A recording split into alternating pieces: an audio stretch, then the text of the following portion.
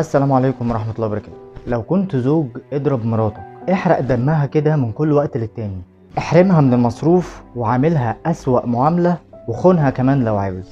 وانت كمان لو زوجة عاملي زوجك بمنتهى القسوة والحدة، اتبعي معاه كده أساليب الإهمال وردي عليه الكلمة ب10، وتقدري تخونيه برضو لو كنت عاوزة.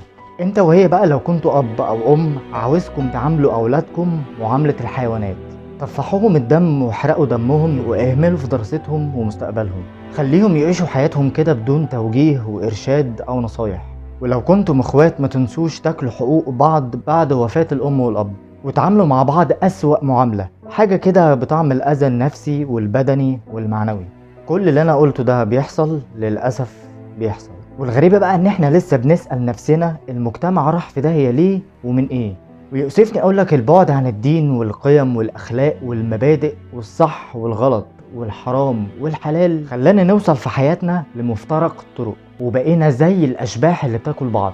يعني أنا كوزير التفاؤل مش لاقي أي سبب مقنع يخليك أنت كزوج أو زوجة تخسروا حياتكم وآخرتكم، وده راجع لتصرفات ما فيهاش ريحة الدين ولا الرباية ولا الأصول ولا المعاملة. للأسف احنا بقينا عايشين في زمن كل نفاق وخداع وكذب، والذكي بس هو اللي هيقدر يتفادى كل المطبات دي في حياته، أما الباقي فهيغرق في دوامات المجتمع الضايع اللي احنا عايشين فيه.